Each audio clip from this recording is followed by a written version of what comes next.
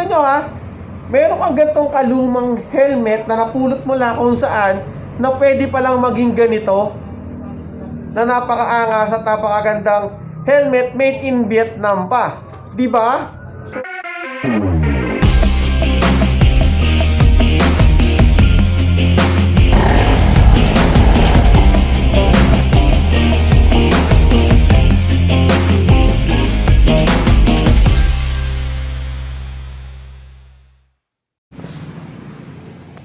Okay, eto na tayo mga troops. Ano ba yung sinasabi kong trade-in mga troops? At ano ba? At totoo ba na up to 20% discount ang ibibigay sa inyo na trade-in ni JNR na to? Okay mga troops, eto pag-usapan natin. Ano ba klaseng mga helmet ang pwede nating i-trade dito mga troops? Eto, yung mga luma mong helmet. Anong klase? May pinipili ba? Wala po. Meron na magbibigay ako sa inyo ng sample ng helmet dito na tinrade na up to 20%. Pero pag ROC ang kukunin yung helmet, sure ako na 20% discount ang ibibigay sa inyo. So magkano malilis natin? Makakalis tayo ng up to 600 to 700 pesos kapag ROC helmet ang binili ninyo. Pero ito sa cash basis tayo mga troops ha. Ngayon, pakikita ko sa inyo ang isang nakakatuwang helmet na pinapalitan dito. Ito na.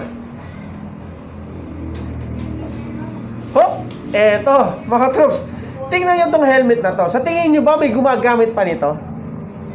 Yan, yung helmet na to. Wala na, di ba? Kasi kung ako,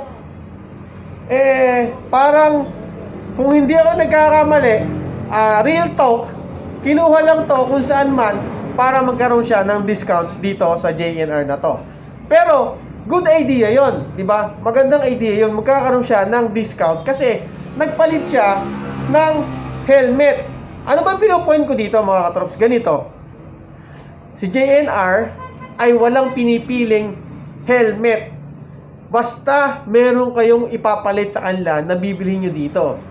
Inuulit ko, ang ROC, yan, isa sa mga pinaka 20% talaga na ibibigay nila na discount. Kahit anong helmet ng kapalit, eto tulad nito, sirang-sira na. Siguro galing na nga junk shop to eh. Pag tinignan nyo, oh, luman-luma na, meron pa isa, papakita ko sa inyo isa.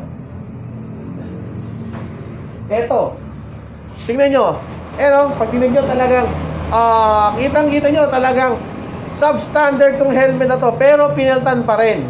Kaya, ang masasabi ko sa inyo mga troops, kahit anong klaseng helmet, substandard, or bulok na, o wala na, o basag na, kahit ano na, papalitan yan dito ni JNR at magkakaroon kayo ng discount up to 20% discount. Di ba napakalaki na yon? At syempre, pwede ka mo pumili ng helmet dito. Pero inuulit ko mga troops, yung ROC ang pinakamagandang piliin niyo kasi yun ang merong 20% discount. Shiver Zebra meron din yan, Lev 3 meron din. Pero masisiguro sa'yo ang ROC ay 20% discount. Ano ba si ROC? Bibigyan ko kayo ng sample ko anong klase si ROC helmet. Okay, eto, si-sample ko kayo ng ROC helmet. Eto si ROC helmet, di ba napakaganda. So, kung titingnan nyo, parang AGV Pista. And then, yung size nito, mas maliit ang konti. Halimbawa, large kayo dun sa ang ulo nyo is 58. Dito, medyo maliit yung size nila. Magiging, pang large kasi yung 58, tulad ko, large ako. Pero pagdating dito, medium na lang ang lalabasan nito. Ngayon, ano ba yung previous nito, mga katroops? Una-una muna, made in Vietnam to. Ine-export ng ine-export to from Vietnam. And then, syempre, dumaan to sa legality, may ICC sticker, di ba? So, ganito yung ICC sticker ngayon. Dati bilog, pero ngayon, ayan, ganito na yun siya, ICC sticker. Okay? Yung kulay, napakaganda. Tapos, dual visor. Yan. So, alam naman natin, ang mga riders ngayon, naghahanap sila dual visor. Merong clear lens, merong spoiler, at hindi lang yan. Meron pa tong libreng iridium lens, di ba? Ito ang kagandahan ni ROC helmet. Sa halagang 3,500 pesos, meron ka ng napakaganda at napakaangas na helmet made in Vietnam. Gaano ba katibay ito? Ito, papakita ko sa inyo kung gaano katibay. Ito, kung napanood yung mga nakaraang vlog ko, ilalagay ko na rin sa baba yung link yung kung paano at hinataw yung helmet na to, ilang pukpok ng martilyo bago pumutok o bago mabasag to. Ayan mga troops, ito yan. Ito yung ROC na to. Yan. Diba? Hindi pa siya basta pumuputok. Nakailang hato. Siyempre, hindi naman ilang beses kayong mga aksidente, diba? Ganito katibay si ROC helmet na to. At, hindi lang yon.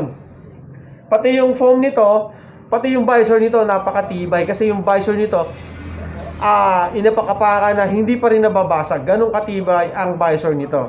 Okay? Ito, located lang to dito lang sa Biñan, Laguna, sa tapat lang ng D-Master mga troops. Sa highway lang to. Napakalapit lang, along the highway lang to. Kung pupunta kayo ng Biñan, tapos galing kayo sa highway, bago dumating ng Olivares, makikita nyo na agad to, nasa right side. Ngayon, kung pupunta naman kayo ng San Pedro, nasa left side to, sa tapat lang talaga ng D-Master. Okay. Ito lamang ang nagbibigay ng trade-in. Tingnan nyo ha, meron kang gantong kalumang helmet na napulot mo lang kung saan na pwede palang maging ganito, na napakaangas at napakagandang helmet made in Vietnam pa. Diba? So ngayon, kayo, ano sa tingin nyo? Sulit ba? Siyempre, sulit na sulit yan pag pumunta ka dito sa JNR na to. At hindi lang yon. Anin ba nila to? Hindi rin na kasi ayaw nila na gumagamit tayo ng substandard na helmet. Kaya ginagawa nila, kinukuha nila to. And then ginagawa nila, binabasag lang din at sinisira na lang.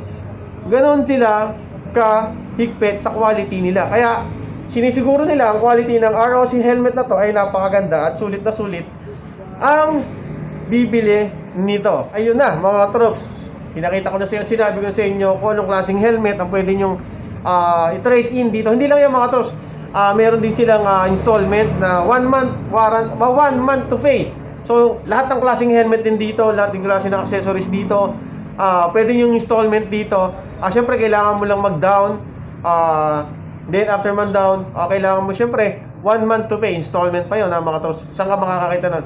Meron ng trade-in, meron pang installment. Pero lilinawin ko lang, kapag trade-in po, cash basis po tayo, hindi po pwede ang installment. Kasi nga, naka-discount ka na ng 20%, up to 20%, kaya dapat ay cash basis na po tayo. Okay? ROC helmet made in Vietnam mga troops. Subok na, quality, and then syempre, yan, napakaganda. Okay?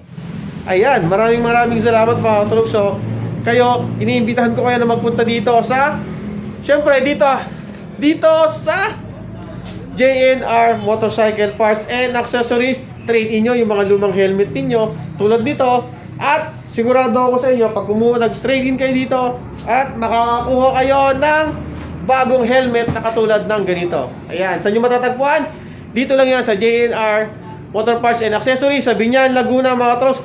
Kaya inaasahan ko na magpupunta kayo dito. Okay, salute sa inyo. Ride safe always. God bless always. E syempre, ingat.